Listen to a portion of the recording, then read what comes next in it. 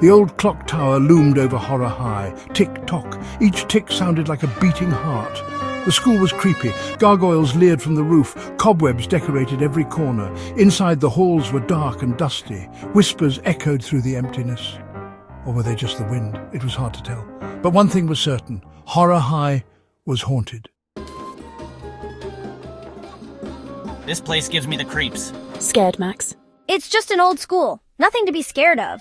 Let's just find the library. Maybe we can learn more about this place. Did you see that? Look, it's full of drawings. The drawings were strange, cartoony. They depicted the school and its ghostly inhabitants. This is getting out of hand. Yeah, to get out while we still can. The ghosts had mischievous grins. They seemed to follow the students with their eyes.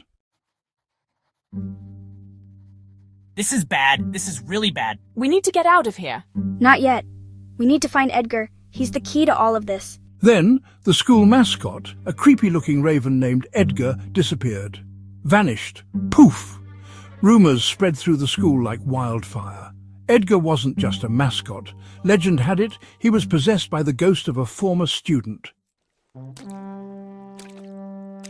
They searched the school from top to bottom, their hearts pounding with every creak of the old wooden floors.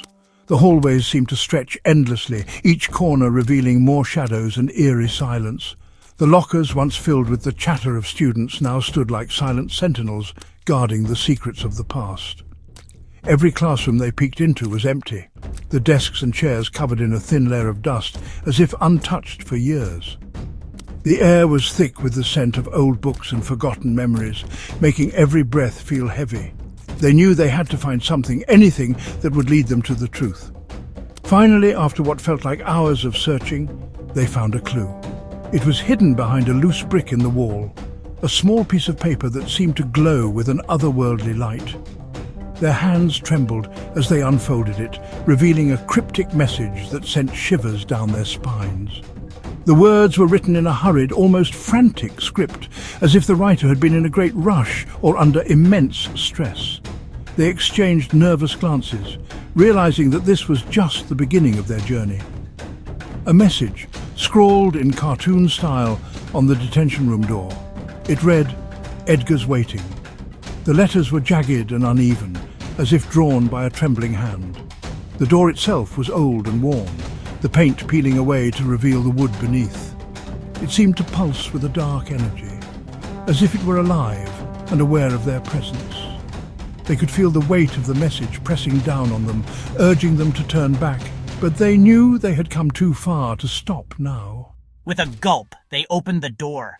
The hinges creaked loudly, echoing through the empty hallways like a ghostly wail. The darkness inside seemed to swallow the light from the hallway, making it difficult to see anything beyond the threshold. They hesitated for a moment, their fear almost overwhelming, but then they stepped inside, determined to face whatever awaited them. The room was dark and dusty.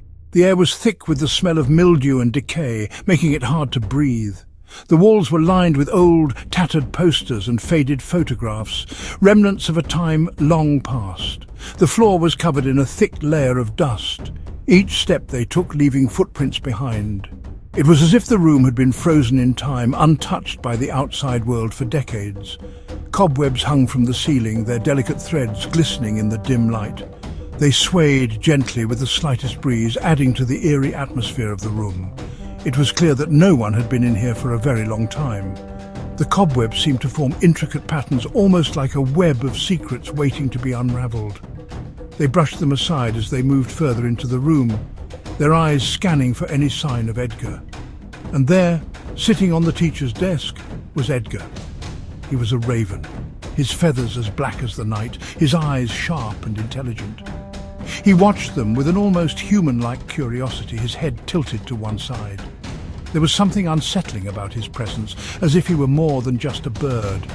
They could feel his gaze following them, piercing through the darkness and into their very souls. His eyes glowed red in the darkness, casting an eerie light that made the shadows dance on the walls. It was a sight that sent chills down their spines, making them question whether they were truly alone in the room. The glow seemed to pulse in time with their racing hearts, creating an almost hypnotic effect. They couldn't look away, drawn to the mysterious and terrifying figure before them. Suddenly the door slammed shut. They were trapped. The sound echoed through the room, a final ominous note that sealed their fate. Panic set in as they realized there was no way out. The walls seemed to close in around them, the darkness growing thicker and more oppressive. They could hear their own breathing, rapid and shallow, as they tried to come to terms with their situation. Edgar's eyes continued to glow, watching them with an almost mocking expression. They knew they had to find a way to escape, but the question was, how? They whirled around. Standing behind them was Mr. Jones, the school janitor. He was holding a paintbrush, and he had a mischievous grin on his face. You? Max gasped. You're the one behind all this? Mr. Jones chuckled. Guilty as charged, he said. You see, I've always wanted to be a cartoonist, and this school? It's the perfect inspiration. Mr. Jones explained that he'd used special glow-in-the-dark paint for his cartoon creations. This paint was no ordinary kind. It had a magical quality that made the characters come to life in the dark. The paint glowed with an eerie yet fascinating light, making the characters appear almost ghostly. It was a perfect fit for the spooky atmosphere of Horror High. He'd even rigged Edgar to move with a remote control. This remote control was a sophisticated piece of technology that allowed Mr. Jones to manipulate Edgar's movements with precision. He could make Edgar walk, talk, and even dance, all with the push of a button. It was like having a puppet on strings, but much more advanced and entertaining. He just wanted to bring a little laughter to Horror High. The school, known for its eerie ambience and ghost stories, needed a touch of humour. Mr. Jones believed that by adding these animated characters, he could lighten the mood and make the students smile. After all, laughter was the best way to dispel fear. So it was all just a joke? The question hung in the air, filled with a mix of surprise and relief. The students had been on edge, thinking that the school was genuinely haunted. The revelation that it was all a prank was both shocking and amusing. Jin asked, a smile spreading across her face. She couldn't help but feel a sense of admiration for Mr. Jones's creativity. The idea of using animated characters to play a prank was ingenious. It was a harmless way to inject some fun into the otherwise spooky environment of Horror High. Mr. Jones nodded. Yep, he was pleased that his little prank had the desired effect. The students were laughing and talking about it, and the tension that had gripped the school was starting to dissipate. It was exactly what he had hoped for, just a bit of harmless fun. Mr. Jones's eyes twinkled with mischief as he said this.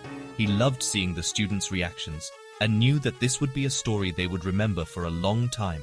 It was all in good spirits, and he was glad that everyone could see the humor in it. Max shook his head.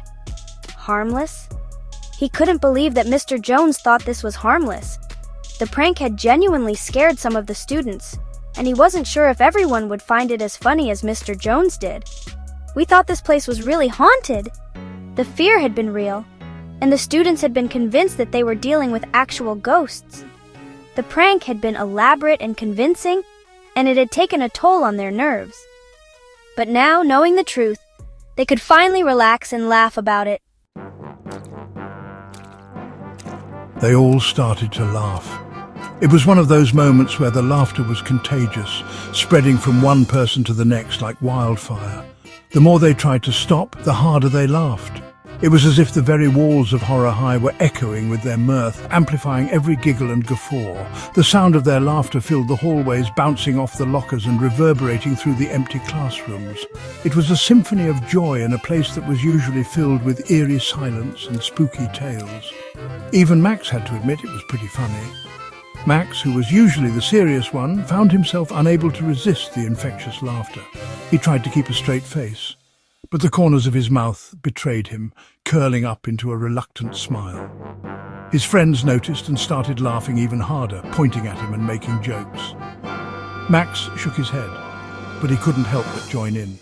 It was a rare sight to see him so relaxed and carefree, and it made the moment even more special. As they left the school that night, the cartoon ghosts seemed to wink at them. It was as if the spirits of Horror High were in on the joke, sharing in the fun. The ghosts, usually so menacing and mysterious, now seemed almost friendly. They floated around the teenagers, waving and winking, their translucent forms shimmering in the moonlight. It was a surreal experience, one that blurred the lines between the living and the supernatural.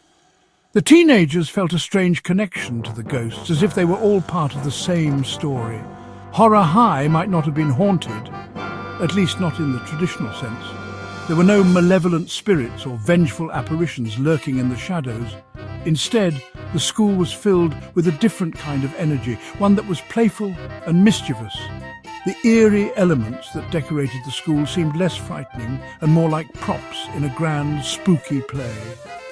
The teenagers realized that the true spirit of Horror High was one of fun and laughter, not fear and dread, but it was definitely hilarious. The night had been full of unexpected twists and turns, each one more amusing than the last. From the moment they stepped into the school, they had been on a roller coaster of emotions, swinging from fear to laughter in the blink of an eye. The spooky setting only added to the humour, making every joke and prank even funnier. It was a night they would never forget, one that would be retold in countless stories and shared laughs for years to come. And as they walked away, they could have sworn they heard Mr. Jones laughing. Mr. Jones, the enigmatic and slightly eccentric teacher, had always been a bit of a mystery. He had a knack for appearing at the most unexpected times and saying the most cryptic things. As the teenagers walked away from the school, they heard a familiar laugh echoing through the night. They turned around, half expecting to see Mr. Jones standing there with his trademark mischievous smile. But there was no one in sight. The laugh seemed to come from everywhere and nowhere at once, adding to the night's surreal atmosphere. A deep, hearty laugh that echoed through the night. It was a laugh that was full of warmth and mirth, a stark contrast to the eerie setting. The sound waves seemed to ripple through the air, creating a sense of magic and wonder. The teenagers couldn't help but smile, feeling a sense of camaraderie and connection. It was as if the laugh was a parting gift, a reminder of the night's adventures and the bonds they had strengthened. A laugh that sounded suspiciously like a raven's call. The sound was uncanny, blending the human and the animal in a way that was both eerie and amusing. It was the perfect ending to a night that had been full of surprises. The teenagers looked at each other, their eyes wide with wonder and amusement. They knew that this was a story they would tell for years to come, a tale of laughter and mystery at Horror High.